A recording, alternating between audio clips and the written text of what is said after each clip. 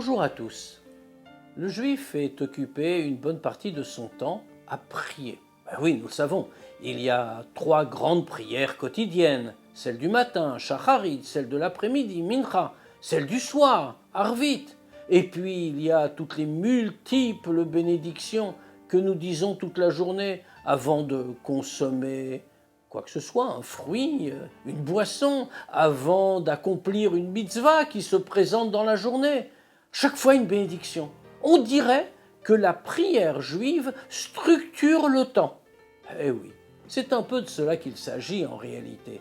La prière est effectivement un rythme qui nous accompagne constamment. Pourquoi cette importance? Et à chaque fois, nous revenons, nous nous présentons devant Dieu et nous lui disons des mots qui ont été fixés il y a bien longtemps par ce que l'on appelle généralement les gens de la grande assemblée, à l'époque du retour des Juifs en Israël après l'exil de Babylone. Tout cela pourquoi? Des prières que Dieu entendrait? Le Créateur serait donc à l'écoute de ses créatures? Voilà une idée bouleversante. De fait, un verset nous l'enseigne. Ve'ata Hashem Yoshev Teilot Israël. Et toi, Dieu, tu attends les prières des Juifs. Une anecdote est très éclairante à ce sujet. Au début de son enseignement, le Baal Shem Tov ne s'était pas révélé en tant que grand sage, grand maître. Il voyageait par le pays habillé comme un homme ordinaire, afin de parler aux gens simples, justement, dont il voyait tout le caractère précieux. Un jour, il arriva dans un village où vivait un grand rave de l'époque. Il frappa à sa porte, entra. On ne dérangeait pas ce rave. Ce rave était un homme véritable érudit, très sincère, tout à fait authentique, qui passait son temps à étudier. Il ne répondait qu'aux questions précises de loi juive de Halacha.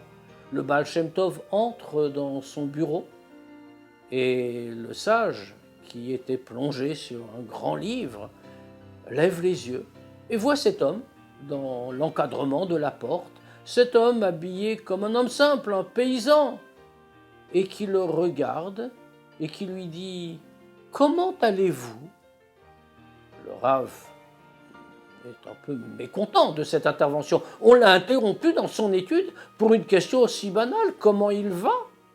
ou à laquelle il devrait répondre, selon la tradition « Baruch Hashem, Dieu soit béni ». Mais il n'a pas que cela à faire. Alors, il fait signe à ce paysan de sortir. Il ne lui parle même pas. D'un geste de la main. Le paysan, le Baal Shem Tov, insiste. « Mais comment allez-vous » Et le rave, de nouveau, de faire un geste de plus en plus impatient. Alors, le paysan, Baal Shem Tov, dit au rave, « Mais pourquoi ne donnez-vous pas à Dieu ce qu'il attend, son gagne-pain, entre guillemets, comme il est écrit. Ve'ata Hashem, Yoshev Teilot Israël, toi Dieu, tu attends les louanges des Juifs. Oui, Dieu entend nos prières. Et Dieu les écoute avec attention. Elles sont la manifestation d'un lien. Car la tfila, la prière justement, n'est pas véritablement une prière. Prière veut dire demande. Demander en hébreu, ça se dit bakasha. Une prière tfila veut dire attachement. La prière est cette échelle dont les pieds sont plantés en terre et dont le sommet pénètre le ciel. Alors montons-y, jour après jour. Dieu nous écoute. Bonne journée à tous.